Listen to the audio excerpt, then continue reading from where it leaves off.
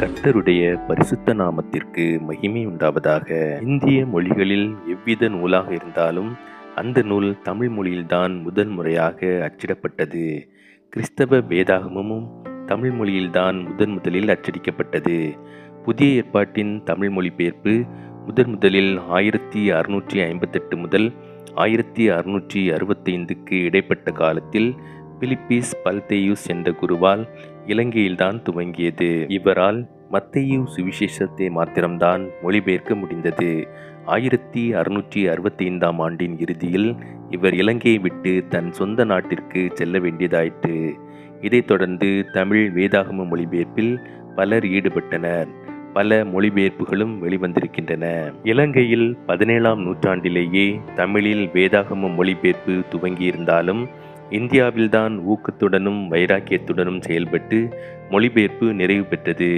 இதற்கு காரணமாயிருந்தவர் பர்தலோமேயு சீகன்பால் கையர்.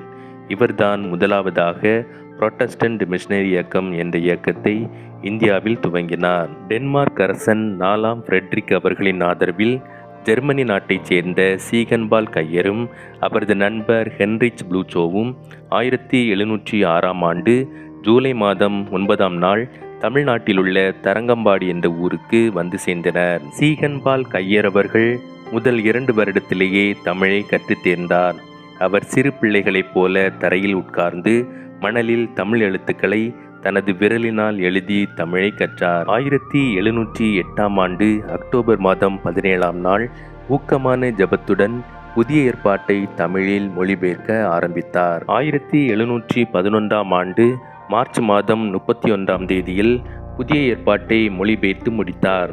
இது 1715ஆம் ஆண்டில் ஜூலை 15ஆம் நாள் அச்சிடப்பட்டு வெளியிடப்பட்டது. இதற்கு இடையில் 1714ஆம் ஆண்டு சீகன்பால் கையர் அவர்கள் தமது புதிய ஏற்பாட்டு அச்சிப்பணியை குருண்ட்லர் என்பவரின் வசம் விட்டுவிட்டு ஐரோப்பாவிற்கு சென்றார்.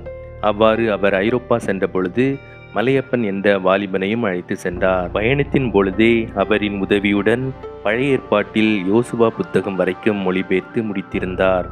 1716ஆம் ஆண்டு திரும்பி வந்து 1719ஆம் ஆண்டு பிப்ரவரி மாதம் 23ஆம் தேதி தமது 37ஆம் வயதில் தரங்கம்பாடியில் காலமானார்.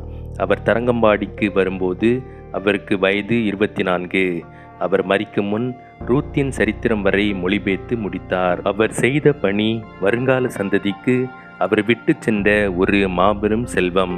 இவர் விட்டு சென்ற மொழிபெயர்ப்பு பணியை அவருக்கு அடுத்து தரங்கம்பாடிக்கு உடனே வந்து சேர்ந்த பெஞ்சமின் ஸ்கூல்ஸ் என்பவர் 1723ஆம் ஆண்டு மார்ச் 18ஆம் தேதி துவங்கினார். நாள்தோறும் 6 மணி நேரம் இப்பணியில் ஈடுபட்டு 1725ஆம் ஆண்டு நவம்பர் 24ஆம் நாள் மொழிபெயர்ப்பை செய்து முடித்தார். இவ்வாறு சீகன்பால் கையர் மற்றும் பெஞ்சமின் ஸ்கூல்ஸ் மொழிபெயர்த்த பழைய ஏற்பாடு 1727இல் அச்சிடப்பட்டு வெளியிடப்பட்டது.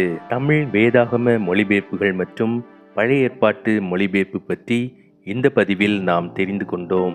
கர்த்தர் நம் அனைவரையும் ஆசீர்வதிப்பாராக.